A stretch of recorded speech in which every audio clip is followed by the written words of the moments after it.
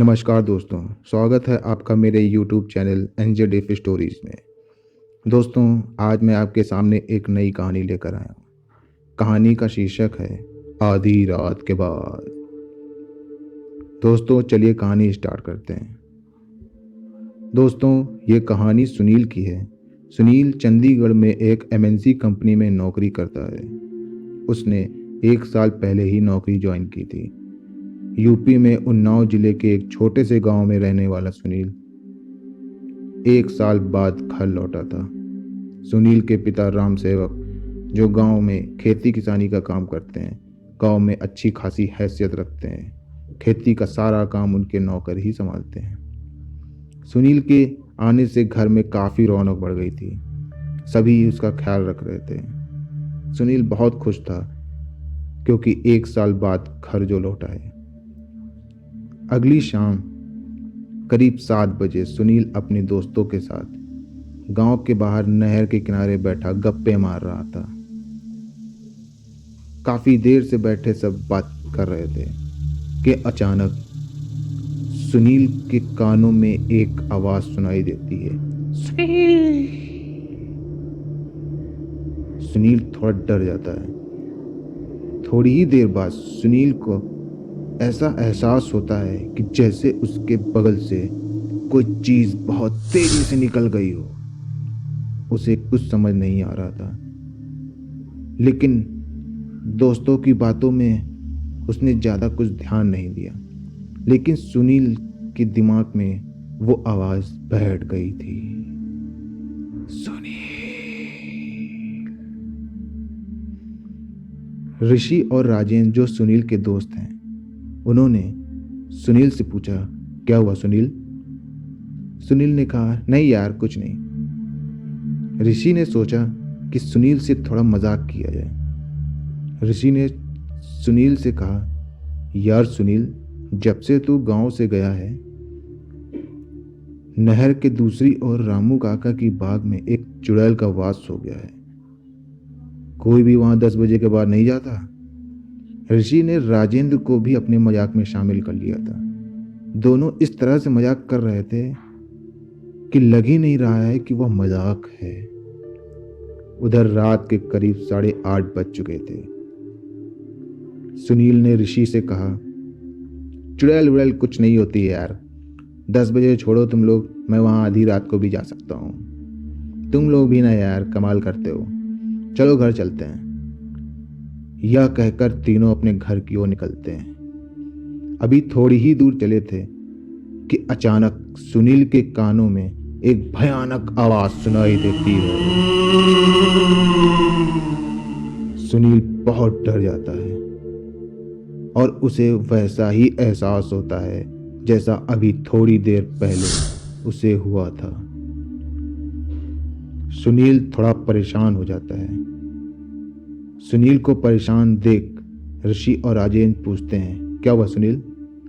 सुनील ने ऋषि से पूछा, यार ऋषि, ये चुड़ैल वाली बात सच है क्या?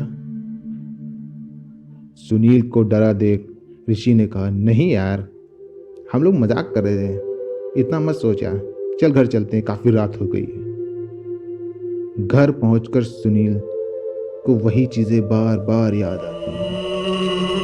वह जैसे ही आंख बंद करता है, उसे वही घटना बार बार याद आती है। रात के करीब 11:30 बज रहे थे। सुनील उन्हीं आवाजों के बारे में सोच रहा था। सुनील डरा तो बहुत था, लेकिन उसे जानना था कि आखिर वहां है क्या। सुनील ने ठान लिया था कि वह यह सब जानकर ही रहेगा। रात 12:30 बजे सुनील उसी नहर के किनारे खड़ा था और बहुत ध्यान से चारों ओर टॉर्च की लाइट में देखता है। उसे कुछ नहीं दिखाई देता, बस कुछ कुत्तों के भौंकने की आवाज सुनाई देती है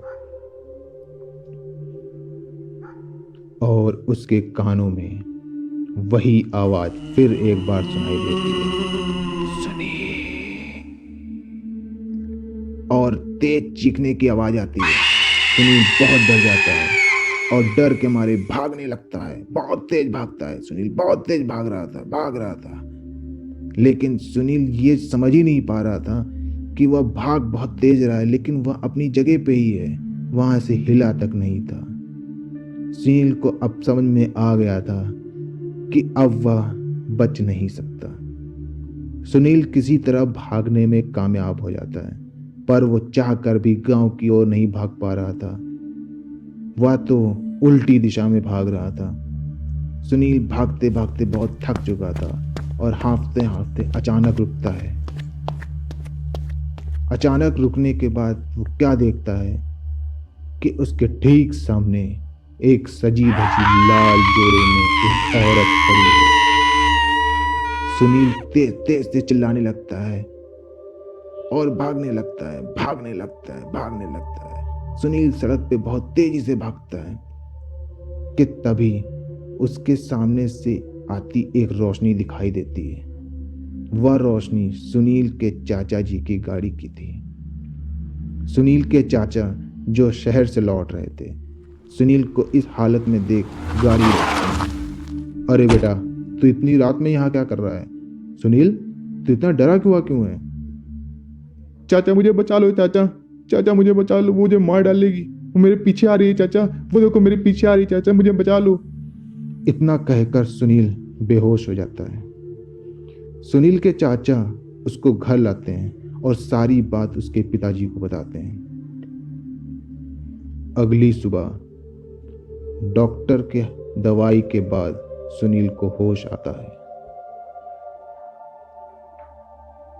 सुनील जब अपनी आंखें खोलता है तो अपने चारों ओर अपने दोस्तों को देखकर राहत की सांस लेता है।